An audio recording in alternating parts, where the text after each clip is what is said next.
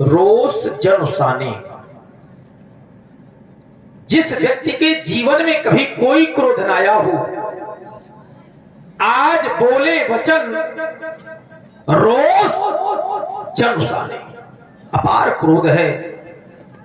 क्रोध का कोई दूसरा कारण नहीं है, क्रोध के कारण में है आप लोग।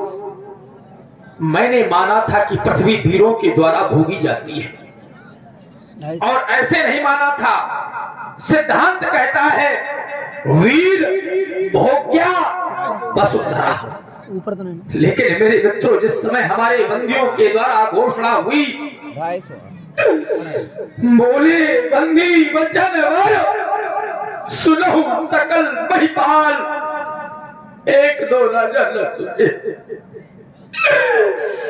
सभी राजा सुने। और क्या सुने?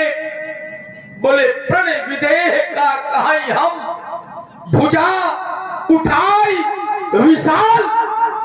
अपनी विशाल भुजाओं को उठा करके अपने राजा के प्रण को कहना चाहते हैं। बंदियों के द्वारा हमारे प्रण को सुनाया गया, आप लोगों के द्वारा सुना गया, लेकिन सुनने को उपरांत जो क्रियाएं और प्रतिक्रियाएं की गई, वो नियम नैतिकता को तोड़ देने वाली क्रियाएं प्रतिक्रियाएं की गई। धिक्कार है आप लोगों की वीरता को, धिक्कार है आप लोगों के साहस को, धिक्कार है आप लोगों के पराक्रम को, और धिक्कार है आप लोगों की शूरवीरता को। आज यह जनक कहने के लिए बात हो रहा है कि चले जाएं अब आप लोग मेरी मिथिला को छोड़ करके, परित्याग कर दे मेरी मिथिला का, निवेदन पूर्वक कहना चाहता हूं।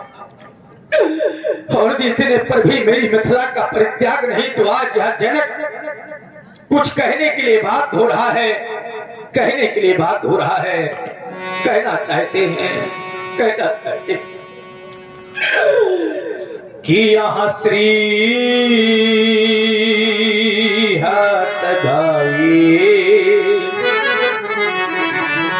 आज हमने कह दिया कि श्री हत भय। आप लोगों ने कोई साधारण हार नहीं मानी है, वो हार ही राजा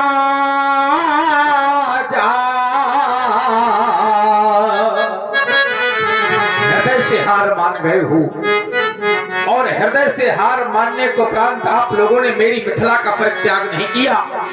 और क्या किया कि तब यहाँ बैठे निज वो निज जाई,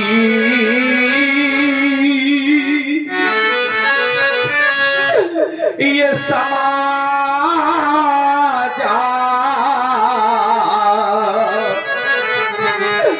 लेकिन कब बैठे कि जब यहाँ श्री हत भाई, जिस भी क्षत्रिय नेपाल ने अपने बल का प्रयोग इस अजगो पर किया, पूर्णतया अपने कार्य में असफल हो गया, और असफल होने के उपरांत भी उसने मेरी मिथिला का परित्याग नहीं किया। यदि आप लोग कहना चाहते हो कि महाराज हमको वीर मान ले, हमको भटमानी मान ले, हमको वीरों की संज्ञा दे दे, तो मैं किसी भी क्षत्रिय नेपाल को वीरों की संज्ञा नहीं दे सकता, वीरों की उपाधियां नहीं दे सकता। मेरे मित्रों, यदि आप लोग कह रहे हो कि महाराज हमको वीर मान ले, हमको भटमानी मान ले, हमको वीरों की संज्ञा दे दे तो मैं किसी भी क्षत्रिय नेपाल को वीरों की उपाधियां नहीं दे सकता, वीरों की संज्ञा नहीं दे सकता। यदि कह सकता हूं तो केवल यही कह सकता हूं, यही कह सकता हूं कि यह देश देश के राजा गए, हम किन्हें कहें बलशाली है, पर हमको यहाँ विश्वास हुआ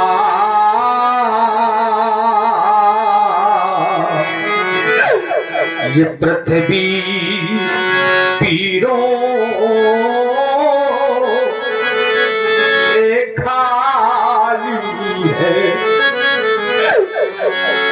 आज हमको विश्वास हो गया कि पृथ्वी पर कोई वीर नहीं रह गया, जबकि पृथ्वी तो वीरों के द्वारा भोगी जाती रही।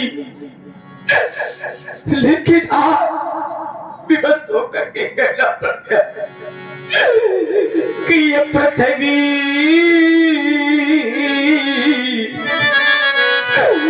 वीरों से खाली है। देख लो दुनिया वालों, और यदि यह विचार पहले होता, किंचितम यदि ये आभास होता कि पृथ्वी पर कोई वीर नहीं रह गया है, तो प्रण करने को उपरांत आज विकल होकर के यह योगी न रुका। यदि यह विचार पहले होता तो यहाँ बेबसी नहीं होती। और देख लो दुनिया वालों, अरे हमें ये प्रणय करते ही नहीं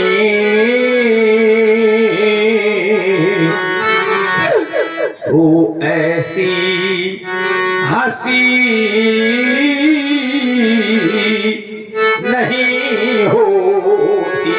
और सुनो दुनिया वालों, हंस लो, अरे ऐसी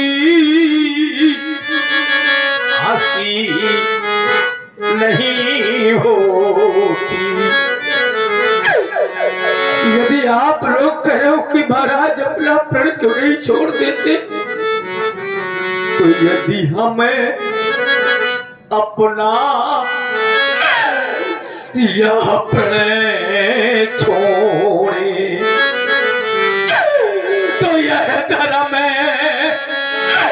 हानि है, लज्जा है। और देख लो दुनिया वालों, अरे मेरी पुत्री को कुंवारी अब रहना है, क्या करे हमारा बस क्या। और हंस लो मेरे मित्रों, हंस लो, आज कहना पड़ गया कि आसरा छोड़ो प्रस्थान करो। क्यों? क्योंकि यहाँ पर न बनाया दादा और मेरी पुत्री का विवाह है, अब लिखा नहीं विधाता। अगर विधाता मेरी बेटी की रचना करते तो उसके विवाह के अंक अंकित कर देते, लेकिन ब्रह्मा की सृष्टि से परे है मेरी बेटी। तो आज उसके विवाह के अंक कैसे अंकित करते, कैसे अंकित करते। मैं तो आप लोगों से कहना चाहता हूं कि एक बार जरा इन बैठी हुई माताओं से पूछ लो, संसार की ऐसी कौन सी जन्मदात्री माँ होगी कि जिस माँ ने अपनी उदर से कन्या को जन्म दिया। सुन लेना बैठी हुई माताओं, और मैया जन्म देने के बाद जिस समय बेटी को पाल पोस करके बड़ा कर देती है और बेटी सयानी हो जाती है, तो मैया कहा करती है कि बेटी मैंने तुमको बड़े लाड़ प्यार से पाला था, लेकिन जिस दिन तुम्हारी विदाई करूंगी मैं तुमको कैसे विदा कर पाऊंगी बेटी, कैसे विदा कर पाऊंगी। संसार में मेरे मित्रों बेटी चाहे किसी धनवान की हो और चाहे बेटी निर्धन की हो, लेकिन जिस समय बेटी की विदाई होती है तो हर एक माँ रो देती है, हर एक पिता रो देता। यहाँ पर भी आप लोग देख लें, सभी माताएं बेचारी रो रही हैं। तभी तो हम कहा करते हैं, आप लोग केवल मेरे एक एक शब्दों पर ध्यान देकर के सुनना कि बेटी को चाहे वो सब कुछ दे दो, चाहे जितना धन दे देना। अरे व्यक्ति धन देता है, मैंने तो यहाँ तक देखा है कि पिता कर्ज तक कर लेता है जिस समय बेटी की विदाई करता है। चाहे कोई भाई अपने बहन की विदाई करे, लेकिन जिस समय बहन की विदाई होती है तो कर्ज हो जाए, लेकिन भाई ये सोचता है कि मेरी बेटी अच्छे घर में पहुंच जाए, मेरी बहन अच्छे घर में पहुंच जाए। तभी तो मैं कहा करता हूं कि बेटी को चाहे वो सब कुछ दे दो, पर दिल में संतोष नहीं होता। क्या होता है? ये बेटी की प्रथा मोह पिताई में ये हर मातू पिता देखा, ये हर मातू पिता देखा रोता, जिन आंखों में आंसू होंगे। अरे जितनी भी आज माताएं रो रही है, जितने भी पिता आज बेचारे रो रहे हैं, वो सब पिता बेटी वाले होंगे, सब माताएं बेटी वाली होगी। जिन आंखों में आंसू होंगे, वो आंखें ये बेटी वाली होगी। और देख लो दुनिया वालों, यह जो माँ यहाँ अब रो रही है, वो माँ बेटी वाली होगी। नहीं रोती तो जो माँ न रोवे, जो पिता न रोवे, समझ लेना कि उस माँ ने अपनी उदर से कन्या को जन्म नहीं दिया। देख लो कि ये भी माँ है बेचारी, बेटी वाली। माँ का हृदय फपक करके रो पड़ा। आज ऐसी ही माता है, क्या कहता।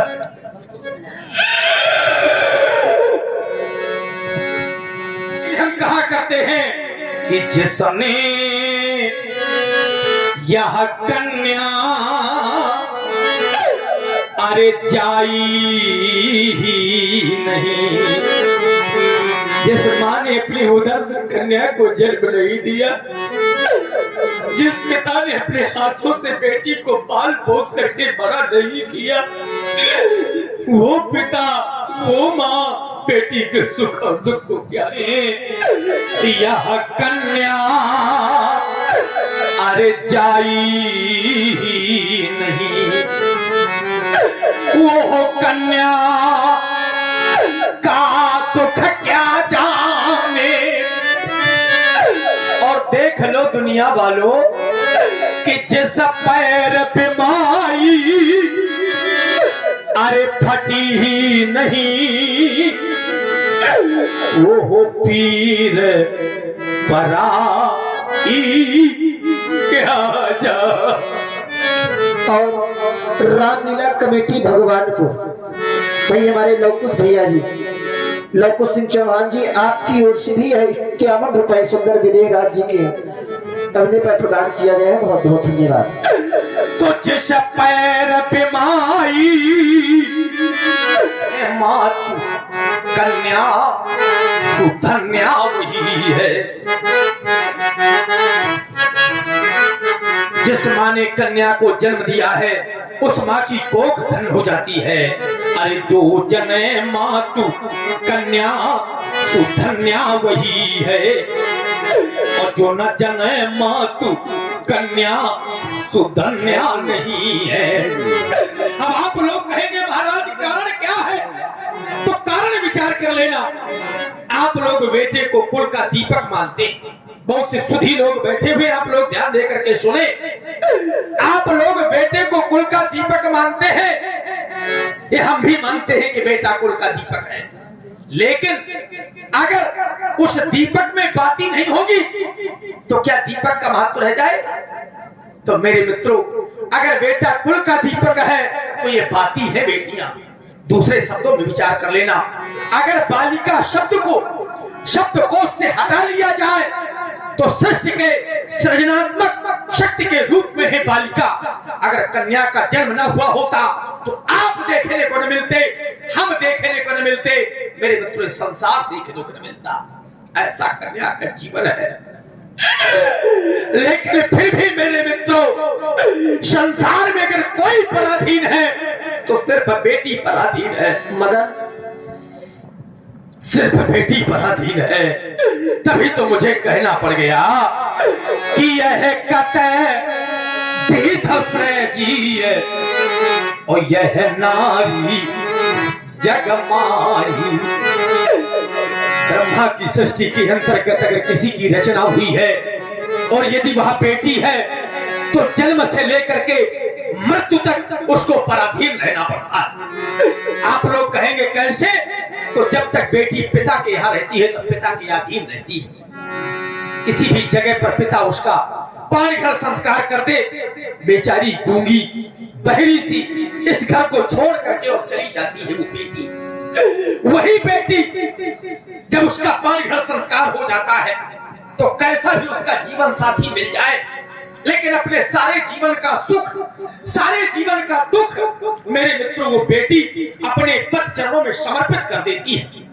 और वही बेटी जब मां बन जाती है तो मां मेरे मित्रों भूखी सो सकती है, लेकिन अपने पुत्रों को भूखा। तो मेरे मित्रों बेटी चाहे किसी धनवान की हो और चाहे बेटी निर्धन की हो, ध्यान देकर के सुनना बैठी हुई माता हो, चाहे बड़े बड़े महलों वालों की हो और चाहे बेटी झोपड़ी वालों की हो, लेकिन बेटी का जीवन तो एक धान की बेल की तरह होता है। जैसे धान की बेल उगाई तो कहीं पर जाती है, लेकिन कुछ समय के बाद लगाई कहीं पर जाती है। ये बेटियों का जन्म तो ये माताएं जन्म दे करके पाल पोस करके बड़ा कर देती है।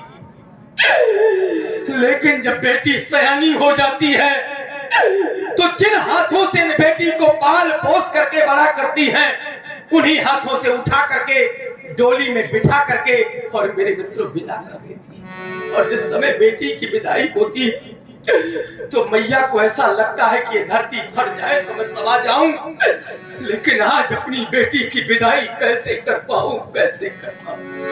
तभी तुम कहा करते, ये माताएं अपनी बेटियों से कहा करती है। मैं किसी एक माँ की बात नहीं कर रहा, संसार की प्रत्येक एक माँ अपनी बेटी से कहती है। और क्या कहती है कि जिस घर में पलकर परी हुई मेरी लाडली, जिस घर में तेरा पालन पोषण हुआ है, उस घर को तुझे एक दिन छोड़ करके चला जाना। जिस घर में पलकर परी हुई, कल ये आंगन सुना होगा, रोएंगे भाई बहन पिता, और रोता माँ का मन होगा। वारी बेटी, तुझे अपनी चिंता नहीं, तुझे चिंता है अपने बूढ़े बाप की चिंता है, तुझे चिंता है तो अपने बूढ़े बाप की चिंता। ऐसा मेरे मित्रों बेटी का जीवन होता है। बेटी अपने कष्टों को अपनी माँ से कभी नहीं कहती, जब भी कहती है तो केवल अपने सुखों को कहती है, केवल अपने सुखों को कहती है। वही तो मैंने सपनों के अरमान सजोए थे और आज यह जनक कहने जा रहा है, कहने जा रहा है कि मैंने सोचा था क्या। देख लो दुनिया वालों, मैंने तो सपनों के अरमान संजोए थे कि मेरे दरवाजे पर मेरी बेटी की बारात आएगी और मैं अपने हाथों से बेटी की विदाई करूंगा। अगर आज एक राजा की बेटी कुंवारी नहीं जा रही है तो संसार के लोग क्या कहेंगे कि देख लो यही राजा है जिनकी बेटी कुंवारी रह गई। तभी तो कहना पड़ता कि मैंने सोचा था क्या और क्या हो गया, कोई पर ना मिला मेरी लाडली के लिए, कोई पर ना मिला मेरी जानकी के लिए।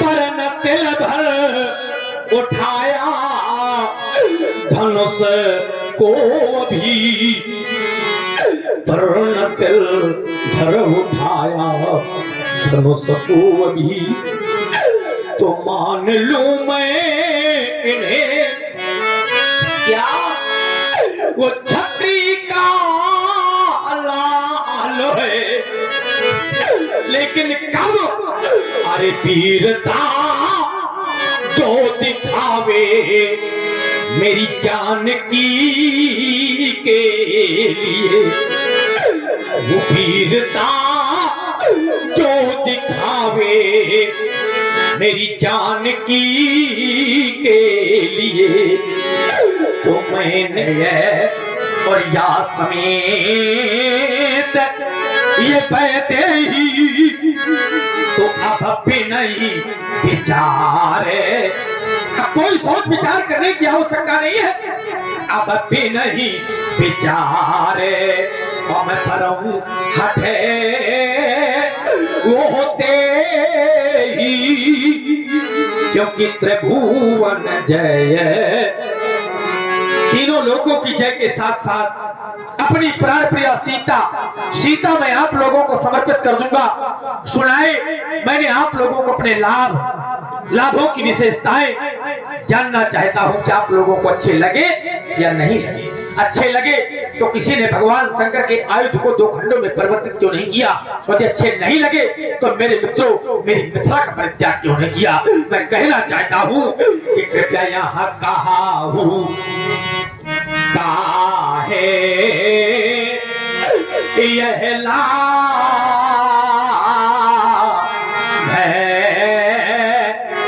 न भावा, यदि भावा अच्छा लगा तो फिर काहू न शंकर यह चापे चढ़ावा। या तो मेरा लाभ अच्छा नहीं लगा और या फिर लाभ अच्छा लगा तो दिल मात्र नहीं उठा पाए अपेक्षा करने की महाराज हमको वीर मान ले, हमको भटमानी मान ले, हमको वीरों की संज्ञा दे दे, तो मैं किसी भी क्षत्रिय नेपाल को वीरों की उपाधियां नहीं दे सकता, वीरों की संज्ञा नहीं दे सकता। यदि कह सकता हूं तो केवल यही कह सकता हूं कि अब जनी को माखे भटमानी। क्यों कोई भी क्षत्रिय नेपाल मेरे सामने वीरता मांगने का प्रयास करिए। अबे जने को माखे भटमानी। क्यों? क्योंकि यहाँ वीर विहीन मही मैं जानी, वीर विहीन मही मैं जानी। और कब जानी? जब यह दुर्गति सामने आनी तब वीर विहीन मही मैं जानी। और जब वीर विहीन मैं जानी तो बैठे बैठे क्या कर रहे हो? समाप्त हो गई आपकी मेहमानी। चले जाओ मेरी मिथिला से, परित्याग कर दो मेरी मिथिला का। अगर इतने पर भी मेरी मिथिला का परित्याग नहीं तो एक अंतिम निर्णय, एक अंतिम घोषणा, और घोषणा इस प्रकार की है कि सभा करा दो। चूंकि बिगड़ गया इस मिथिलेश की इस राम भूम का रंग हो गया, सीता स्वयंवर समाप्त हो गया, समाप्त हो गया, समाप्त हो गया, मैथिली अधिवेशन समाप्त हो गया। सीता की सखियों ले जाओ मेरी बेटी को हत्या वाले में। जाओ बेटी जाओ, जाओ बेटी जाओ, जाओ बेटी जाओ, जाओ बेटी जाओ।